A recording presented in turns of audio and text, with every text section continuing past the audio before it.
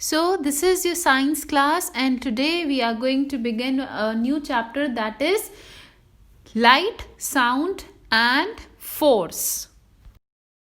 Now, children, you can see two pictures on your screen. There are two rooms here. One is a dark room and another is a well lit room. That means it has proper light.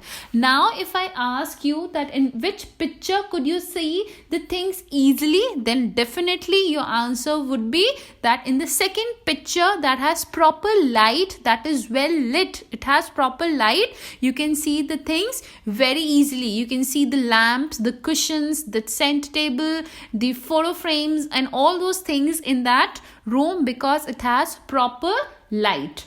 Okay, so we need light to see the things. Light help us to see the things around us. So now we are going to discuss about the sources of light. Okay, the objects that give out light are called the sources of light. Sun is the natural source of light, or we can say that the sun is the main source of light on the earth. Sun is the main source of heat and light on the earth. Okay, and then bulb, candle, lamps, light lamps, oil lamps, they are all the man-made sources of light. We also get light from the candles, bulbs, torches, tube light, lamps, etc. But these are the man-made sources of the light, and sun is the main source of light on the earth, and it's a natural source of light that we get. So I am repeating this, that the objects that give us light are called the sources of light. Sun is the main source of light on the earth and it's a natural source. Okay, and then we also get light from the candles, bulbs, torches, tube lights, lamps, etc. And all these are the man-made sources. They are all made by man. So they are the man-made sources of light. So the objects that give out light are called the luminous objects.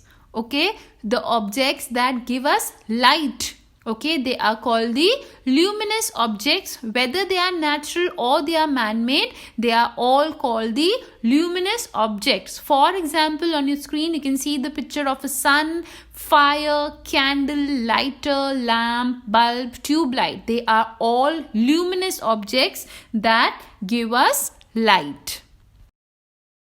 Children, all the objects around us are not luminous. For example, objects such as chair, watch, pen, pencil, table, and paper do not give light. Such objects are called non-luminous objects. That means the objects that do not give out light are called the non-luminous objects.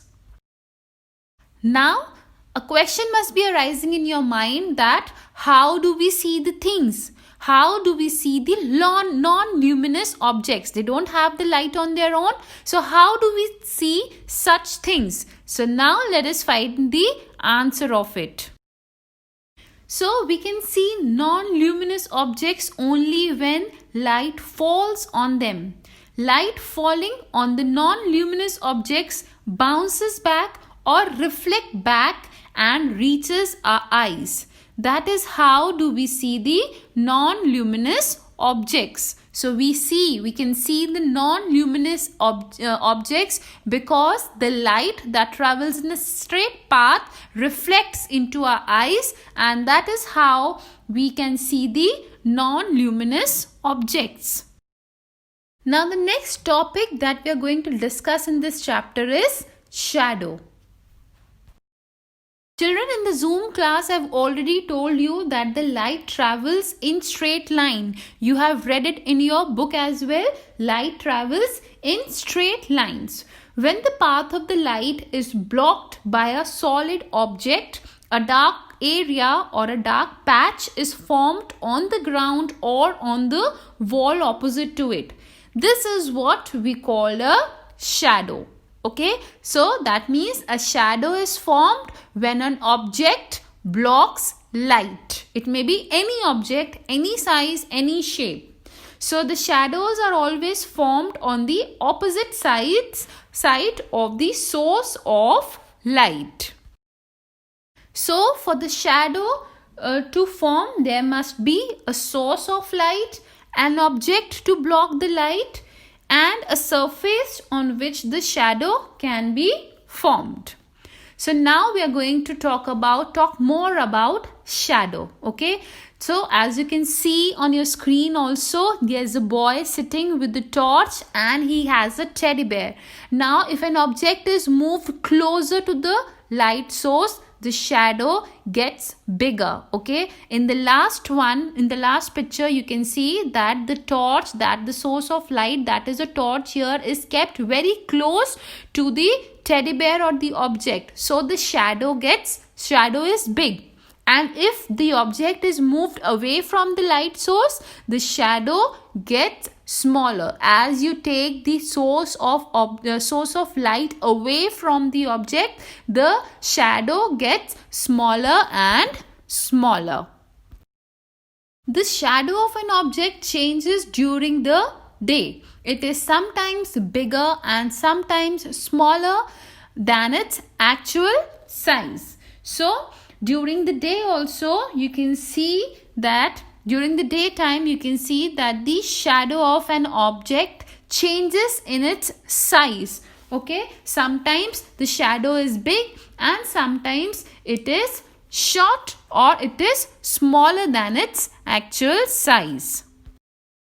So different shadows are seen at different time of the day. Shadows of objects formed with the help of sunlight are longer during the morning and evening, and they are the shortest at noon. So in the picture also you can see in the afternoon, when the sun is directly over us, over our head or over the object, the shadow is the shortest and it is longer in the morning and evening. So children, that's all for today from my side. I'll come again with a new video where we will discuss the other two topics of this chapter. We have taken this chapter in the Zoom class as well. Please read the first two pages, that is page number 92 and 93 once again thoroughly. And we'll meet in the next Zoom class and with the next video class also. So till then, take care and goodbye.